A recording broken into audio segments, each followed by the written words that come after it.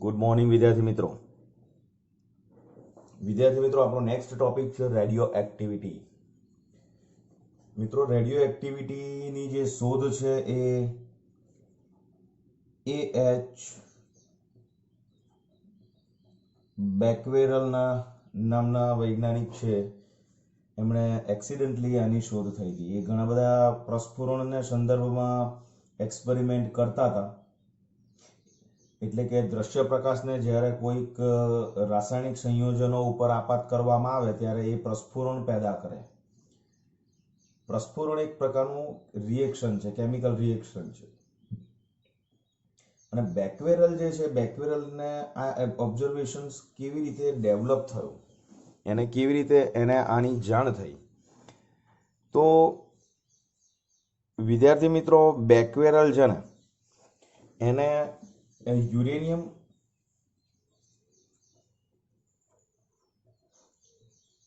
Potassium sulphate આના ટુકડાઓ ઉપર એમણે દ્રશ્ય પ્રકાશ આપાત કર્યો, વિઝિબલ લાઇટ દ્રશ્ય પ્રકાશ આપાત કર્યો. દ્રશ્ય પ્રકાશ આપાત કર્યા બાદ એને એક કાળા કાગળની અંદર વીંટાળીને ચાંદીના ટુકડા દ્વારા ફોટોગ્રાફિક પ્લેટથી એને અલગ કરીને મૂક્યું. તો થોડાક સમય પછી જ્યારે ફોટોગ્રાફિક પ્લેટને ડેવલપ કરવામાં આવી, આ ફોટોગ્રાફિક પ્લેટ એટલે આપણને ખબર છે અત્યારે આપણે ડિજિટલાઇઝેશનના યુગમાં જીવી રહ્યા છે વિદ્યાર્થી મિત્રો, પણ સૌથી પહેલા કદાચ તમે તમારા પેરેન્ટ્સ અથવા તો તમારા ઘરમાં પણ આવા આલ્બમ્સ પડ્યા હશે કે એક રોલ આવતો હતો કેમેરાની અંદર, અને એ રોલ તમારી one kind of photographic plate છે, રાઈટ. તો એની ઉપર એની ઇમેજ પડતી હતી, નેગેટિવ જેને કહીએ આપણે, કે નેગેટિવ ઇમેજ પડે, અને એને જ્યારે લેબમાં ડેવલપ કરે ત્યારે એની ઉલટી એટલે કે મિરર ઇમેજ એટલે કે એની પોઝિટિવ ઇમેજ ડેવલપ થતી હતી. તો એ ફોટોગ્રાફિક પ્લેટ પર ડેવલપ કરી જાય ફોટોગ્રાફિક પ્લેટ પર, ત્યારે ખબર પડી કે એના ઉપર કોઈ કોઈ જગ્યાએ બ્લેક સ્પોટ હતા. અને એ બ્લેક સ્પોટ જે એમને મળ્યા એના પરથી એમણે એવું એઝમ્પશન કર્યું કે આ જે પદાર્થ છે, આ જે સંયોજન છે, એમાંથી કોઈક ને કોઈક ચોક્કસ વિકિરણ ઉત્સર્જિત થાય છે કે જે કાળા કાગળને અને ચાંદી બંનેને ભેદીને બહાર નીકળી અને ફોટોગ્રાફિક પ્લેટ ઉપર એની ઇફેક્ટ આપી, રાઈટ. તો વિદ્યાર્થી મિત્રો આવા પ્રયોગો પરથી ખબર પડી કે આ પ્રયોગો પરથી ખબર પડી કે રેડિયો એક્ટિવિટી જે છે એ એક ન્યુક્લિયર ઘટના છે. ન્યુક્લિયર ઘટના છે, રાઈટ. આ ન્યુક્લિયર ઘટનાનો મતલબ શું છે એ હવે ડિટેલમાં આપણે ચર્ચા કરવા જઈ રહ્યા છીએ વિદ્યાર્થી મિત્રો. આમ તો યુરેનિયમ જેવા કુદરતમાંથી મળતા તત્વ છે, આ યુરેનિયમ જેવા ભારે તત્વો જે છે એ પોતાનામાં કુદરતી રીતે જ નૈસર્ગિક એટલે કુદરતી, નેચરલી કુદરતી રીતે જે પોતાનામાંથી અદ્રશ્ય એવા વિકિરણ ઉત્સર્જિત કરે છે. અદ્રશ્ય ધેટ મીન્સ એક્સરે કેવું અદ્રશ્ય છે, એવી રીતે આપણે ઘણા કિરણો છે એને જોઈ નથી શકતા, એક્સરે બી નથી જોઈ શકતા, એવી રીતે રેડિયો એક્ટિવ વિકિરણોને પણ આપણે જોઈ શકતા નથી, એટલે કે એને અદ્રશ્ય વિકિરણો નામ આપ્યું છે. તો આ યુરેનિયમ કુદરતમાંથી મળતો એક એવો ખનિજ છે કે જે પ્રાયોગિક રીતે અભ્યાસમાં એમને ખબર પડી કે યુરેનિયમ જે છે એ નૈસર્ગિક રીતે કુદરતી રીતે જ અદ્રશ્ય એવા વિકિરણનું ઉત્સર્જન કરે છે, અને એટલા માટે એણે આ જે રેડિયો એક્ટિવિટી છે એને નૈસર્ગિક રેડિયો એક્ટિવિટી નામ આપ્યું. તો તમને એવું થાય છે ભાઈ નૈસર્ગિક હોય તો કૃત્રિમ પણ હોય, તો કે હા વિદ્યાર્થી મિત્રો, કૃત્રિમ પણ હોય. અને આની શોધ બેઝિકલી બેકવેરલ જે છે એને એક્સરેના પ્રસ્ફુરણને જે ફ્લોરોસન્સ ક્રિએટ થાય છે એના પ્રયોગો દરમિયાન આકસ્મિક રીતે કરી હતી. અને આવા રેડિયો એક્ટિવ તત્વોમાંથી નૈસર્ગિક રીતે જ્યારે અમુક વિશિષ્ટ ગુણધર્મો ધરાવતા આવા વિકિરણોનું જ્યારે ઉત્સર્જન થયું તો એવા કિરણોના નામ બેકવેરલ કિરણો પણ નામ આપ્યું. યાદ રાખજો, બેકવેરલ કિરણો કોને કહીશું કે કેટલાક આવા રેડિયો એક્ટિવ તત્વો છે, તત્વોમાંથી કુદરતી રીતે, નૈસર્ગિક રીતે અમુક ચોક્કસ વિશિષ્ટ ગુણધર્મો ધરાવતા વિકિરણનું ઉત્સર્જન થાય છે. આ વિકિરણોને નામ આપી દીધું નૈસર્ગિક બેક્વેરલ વિકિરણો. બરાબર. હવે બીજી વસ્તુ, આ જે ગુણધર્મો ધરાવે છે એ ગુણધર્મોને નામ આપ્યું, એ ગુણધર્મો રેડિયો એક્ટિવ પદાર્થના છે એટલે એને રેડિયો એક્ટિવિટીના ગુણધર્મો તરીકે ઓળખ્યા. કયા છે ગુણધર્મો એ ડિટેલમાં ચર્ચા કરવા જઈ રહ્યા છે, પણ યાદ રાખો કે રેડિયો એક્ટિવનો ગુણધર્મ ધરાવતા જે પદાર્થો હોય, રેડિયો એક્ટિવ ગુણધર્મો ધરાવતા જે તત્વો છે એ તત્વોને નામ આપી દીધું રેડિયો એક્ટિવ તત્વો. સામાન્ય રીતે તમને ખબર છે કે આવા તત્વો એટલે કયા તત્વો? તો કે તમે યુરેનિયમ છે, બરાબર, પોલોનિયમ છે, રેડિયમ શબ્દથી તો તમે લોકો પરિચિત જ છો, બરાબર, થોરિયમ, એક્ટિનિયમ, આ બધા તત્વો વિદ્યાર્થી મિત્રો તમારા રેડિયો એક્ટિવ તત્વો છે. હવે આખી ઘટના ન્યુક્લિયર ઘટના છે. હવે તમને એવું થાય કે આ અદ્રશ્ય પ્રશ્ન એ થયો કે આ લોકો રેડિયો એક્ટિવ વિકિરણો જે છે એ વિકિરણો એવું તો શું થાય છે આ તત્વોની અંદર કે સોડિયમ મેટલ પડી હશે, સ્ટેનલેસ સ્ટીલ પડી હશે તો એમાંથી કોઈ રેડિયેશન્સ બહાર નથી આવતા, પણ આ યુરેનિયમ જે છે, પોલોનિયમ, રેડિયમ, થોરિયમ, એક્ટિનિયમ જેવા જે તત્વો છે એ તત્વોમાંથી આવા વિકિરણો બહાર આવવાનું રીઝન શું છે? તો વિદ્યાર્થી મિત્રો ખાસ સમજો કે બહાર આવવાનું રીઝન શું છે. વિદ્યાર્થી મિત્રો, આ જે તત્વો છે જ્યારે કુદરતમાંથી આપણને મળે છે ત્યારે એ બધાનું જે સ્વરૂપ છે એ સ્વરૂપ એમનું અસ્થાયી સ્વરૂપ છે, અને સ્થાયીપણું પ્રાપ્ત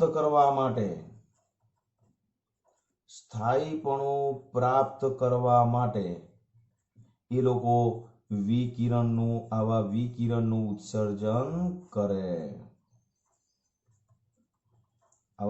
ઉત્સર્જન કરે છે. ક્લિયર? તો આ ઘટના ન્યુક્લિયર ઘટના છે. બીજી વસ્તુ કે આ સ્વતઃ અને તત્કાલીન ઘટના છે.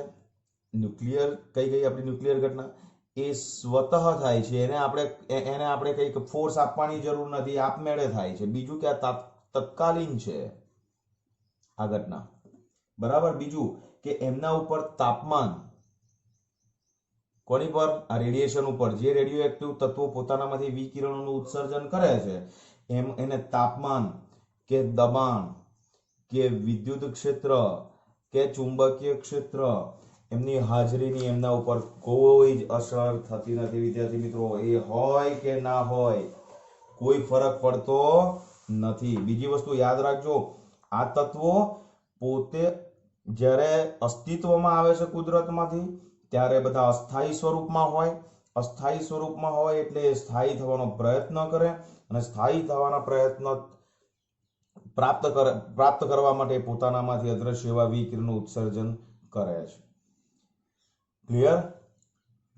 હવે તમે એ પણ યાદ રાખજો કે એ રેડિયેશન એમાંથી બહાર આવે છે, એ બહાર આવવાની જે પ્રક્રિયા છે એ પ્રક્રિયા જે છે એને આપણે અટકાવી શકાતું નથી. યાદ રાખજો, આ બહુ જ અગત્યના એના ગુણધર્મો અને લાક્ષણિકતાઓની ચર્ચા કરીએ છીએ.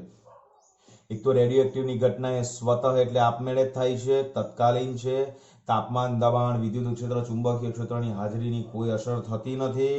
ત્રીજી વસ્તુ આપણે વિદ્યાર્થી મિત્રો એવું લખી શકીએ છીએ કે બાહ્ય પરિબળો એ પરિબળો દ્વારા આ રેડિયો એક્ટિવ વિકિરણોના ઉત્સર્જનની જે પ્રક્રિયા છે, એટલે રેડિયો વિકિરણના ઉત્સર્જનની જે પ્રક્રિયા છે એ પ્રક્રિયા, અથવા તો એને બીજું નામ આપવું હોય તો આપણે આપી શકીએ છીએ ઉત્સર્જનનો દર. આ દરમાં આપણે કોઈ પણ પ્રકારનો ફેરફાર કરી શકતા નથી. રાઈટ. બીજી વસ્તુ બહુ જ અગત્યની, ત્રીજી લાક્ષણિકતા છે. જો હું રેન્ડમલી લખું છું, તમારે બધી નોટ ડાઉન તમારી રીતે કરવાની છે. હું શબ્દ સવા બધી જ એક વખત બોલી પણ જઈશ, તમે એ સાંભળીને લખી પણ શકશો. આ રેડિયો એક્ટિવ તત્વને બીજા પદાર્થ સાથે રાસાયણિક અન્ય પદાર્થ સાથે રાસાયણિક પ્રક્રિયા તમે કરો છતાં પણ ઉત્સર્જનના દરમાં કોઈ ફરક પડતો નથી. એટલા માટે આ ન્યુક્લિયર ઘટના આપણે એને કહીએ છીએ. હવે એ પણ યાદ રાખજો, આ ન્યુક્લિયર ઘટના છે, નો ડાઉટ. અસ્થાયી ન્યુક્લિયસ જે છે, એ ન્યુક્લિયસ ધીરે ધીરે સ્થાયીપણું પ્રાપ્ત કરવા પોતાનામાંથી અદ્રશ્ય એવા વિકિરણ ઉત્સર્જન કરતો જશે. એટલે આ જે રેડિયો એક્ટિવ તત્વ છે એનો ધીરે ધીરે ક્ષય થશે. અને આ ક્ષય 3 પ્રકારના છે. આ રેડિયો એક્ટિવ વિકિરણ જે છે એના ગુણધર્મો જે છે એ ગુણધર્મોની આપણે ટૂંકમાં ચર્ચા કરવાના છે હમણાં. પણ એટલું ખાસ સમજજો કે આ રેડિયો એક્ટિવ ઘટના જે છે એ ન્યુક્લિયર ઘટના છે. એની પાછળના રીઝનો આપ્યા તો કે એક તો ઘટના સ્વતઃ તત્કાલીન છે, એમના ઉપર તાપમાન, દબાણ, વિદ્યુત ક્ષેત્ર, ચુંબકીય ક્ષેત્રની હાજરીની કોઈ અસર થતી નથી.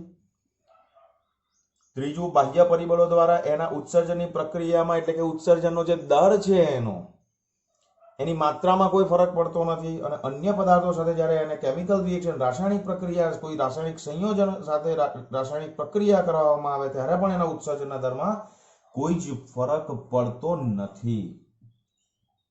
ક્લિયર? તો આટલી વસ્તુ ખાસ તમારે ધ્યાનમાં રાખવાની છે.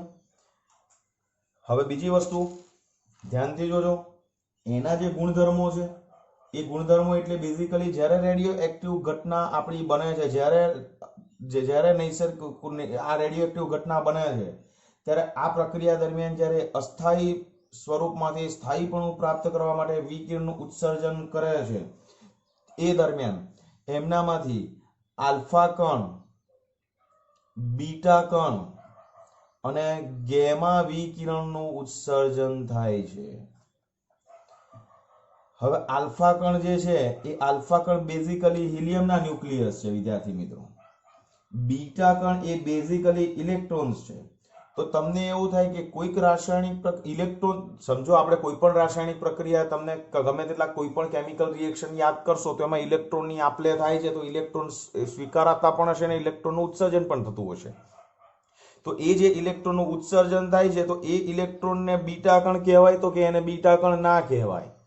બીટા કણ એ બેઝિકલી ઇલેક્ટ્રોન જ છે, પણ આ ઇલેક્ટ્રોનને બીટા કણ નામ છે ને એ રેડિયો એક્ટિવ રિએક્શન દરમિયાન જ્યારે ઇલેક્ટ્રોન જનરેટ થાય ને તો એને આપણે બીટા કણથી ઓળખીશું. હું તમને ટર્મિનોલોજીની વાત કરવા જઈ રહ્યો છું. કોઈ પણ રેડિયો એક્ટિવ રિએક્શન્સ થાય તો એ રેડિયો એક્ટિવ રિએક્શન્સ દરમિયાન પણ ઇલેક્ટ્રોનની આપલે થાય, ઇલેક્ટ્રોન ઉત્સર્જિત થાય. તો એ જે ઇલેક્ટ્રોન છે ને એને આપણે ઇલેક્ટ્રોનથી નહીં ઓળખીએ, એને આપણે બીટા કણથી ઓળખીશું. એટલે કે સામાન્ય રિએક્શન અને ન્યુક્લિયર રિએક્શન્સ, નોર્મલ રિએક્શન્સ અને ન્યુક્લિયર રિએક્શન્સ, આ બંનેને જુદા પાડવા માટે આપણે જસ્ટ એ લોકોને આ રીતે આઈડેન્ટિફાઈ ને ડિફાઇન કર્યા છે. તો નોર્મલ રિએક્શન કે જેની અંદર રેડિયો એક્ટિવ સબસ્ટન્સ નથી, એટલે કે આ તત્વો નથી, આ તત્વો રેડિયો એક્ટિવ તત્વો છે, અને આ તત્વોનું કોઈ રિએક્શન હોય અને એમાં જો ઇલેક્ટ્રોનનું ઉત્સર્જન થાય તો એને આપણે બીટા કણ તરીકે ઓળખીશું. અને નોર્મલ રિએક્શન કે જેમાં તત્વો નથી અને કોઈ પણ, દાખલા તરીકે સોડિયમ ને ઓક્સિજન ને આવા બધા જે તત્વો છે એ તત્વો ભેગા એમાંથી કંઈક ને કંઈક રિએક્શન બનતું હશે ને એમાં જ્યારે ઇલેક્ટ્રોન જનરેટ થાય તો એને આપણે ઇલેક્ટ્રોન જ કહીશું. રાઈટ? એટલે આટલો ખાસ ફરક છે. તમને એવું થાય કે સાહેબ બે ઇલેક્ટ્રોન છે તો બંનેના લાક્ષણિકતાઓ આ દરમિયાન સરખી હશે, તો કે યાદ રાખજો, નોર્મલ રિએક્શનમાં જે ઇલેક્ટ્રોન જનરેટ થાય છે, આ ન્યુક્લિયર રિએક્શનમાં જે ઇલેક્ટ્રોન જનરેટ થાય છે એટલે કે બીટા કણ જનરેટ થાય છે, એમાં એમની ઉર્જાઓ, એમનું આયનીકરણ શક્તિ, એમની ભેદન શક્તિ એ બધી જુદી જુદી હોય. અને રેડિયો એક્ટિવ રિએક્શન્સની અંદર જ્યારે બીટા કણ જનરેટ થાય છે ત્યારે યાદ રાખજો એની આયનીકરણ શક્તિ ખૂબ વધારે હોય, એની ભેદન શક્તિ ખૂબ વધારે હોય. બરાબર? એટલે નોર્મલ રિએક્શન દરમિયાન ઉત્સર્જિત થતો ઇલેક્ટ્રોન અને ન્યુક્લિયર રિએક્શન દરમિયાન ઉત્સર્જિત થતા ઇલેક્ટ્રોનમાં શું ફરક છે, એમની ઉત્સર્જિત થયા પછી એમની પાસે જે એનર્જી એ લોકો હોલ્ડ કરે છે, જે ધારણ કરે છે, એ ઉર્જામાં ડિફરન્સ હોઈ શકે. રાઈટ? અને એટલા માટે any nuclear reactions, during any nuclear reactions, whenever the electron emits from that particular reactions, that kind of electron is always known as beta particle, right? તો આ જ્યારે પોતાનામાંથી અસ્થાયી સ્વરૂપમાંથી સ્થાયીપણું પ્રાપ્ત કરવા માટે જ્યારે વિકિરણ ઉત્સર્જન કરે છે ત્યારે એ રિએક્શન દરમિયાન આલ્ફા કણ પણ જનરેટ થશે, બીટા કણ પણ જનરેટ થશે અને ગેમા વિકિરણ પણ જનરેટ થશે. ગેમા વિકિરણ પણ એક પ્રકારની ઉર્જા જ છે. તો આલ્ફા અને બીટા કણ એ આપણા પાર્ટિકલ છે એટલે મેટર ફોર્મેટ આવી ગયું અને ગેમા વિકિરણ એ રેડિયેશન ફોર્મેટ આવી ગયું. યાદ રાખજો, આલ્ફા અને બીટા જે છે એ દ્રવ્ય કણો છે, મેટર છે. જ્યારે ગેમા જે છે એ કણ શબ્દ નથી વાપરતા, ગેમા રેડિયેશન શબ્દ ગેમા વિકિરણ શબ્દ વાપરીએ. એ આલ્ફા અને બીટાની પાછળ કણ વપરાય છે, ગેમાની પાછળ વિકિરણ છે. એટલે કે એક પ્રકારના ઇલેક્ટ્રોમેગ્નેટિક વેવ્સ છે, એક પ્રકારની ઇલેક્ટ્રોમેગ્નેટિક રેડિયેશન છે, એક પ્રકારની ઇલેક્ટ્રોમેગ્નેટિક ઉર્જા છે. હા, એ પણ યાદ રાખજો, વિદ્યુતભાર રહિત છે એટલે સ્વાભાવિક છે કે વિદ્યુત ક્ષેત્ર કે ચુંબકીય ક્ષેત્રથી એ લોકો વિચલન નહીં પામે.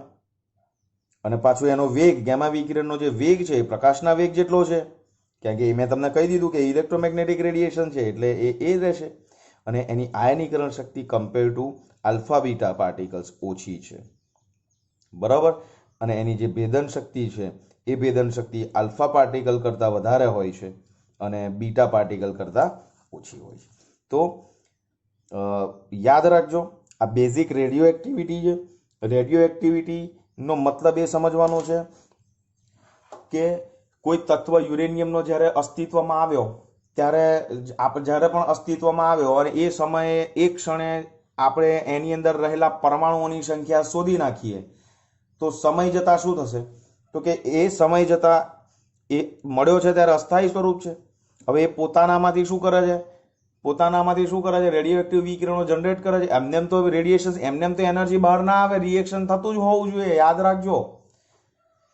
સમજ્યા તમે?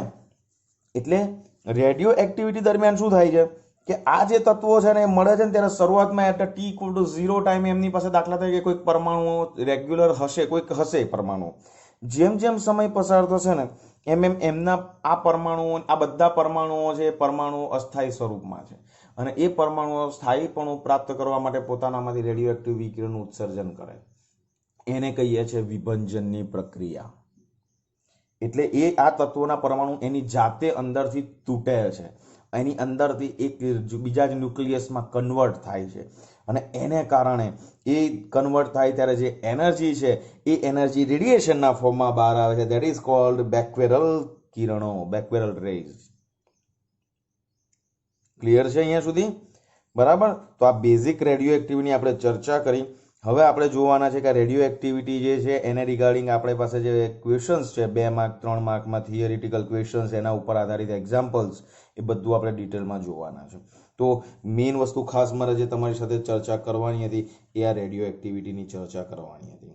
અને આ જ રેડિયો એક્ટિવિટી છે એના એકમો છે એ બેક્વેરલ અને ક્યુરી છે અને એની ચર્ચા આપણે આગળ કરીશું, બરાબર. તો આને એક વાર 2 વાર જરા ખાલી સાંભળી લેશો તો ઘણી બધી વસ્તુ તમને ક્લેરિટી આવશે કે જે આગળના ક્વેશ્ચન્સ જ્યારે આપણે કરવાના છે એમાં તમને આ હેલ્પફુલ થશે આ મેટર. ઓકે, સો ટેક કેર, સ્ટે સેફ, જય શ્રી કૃષ્ણ.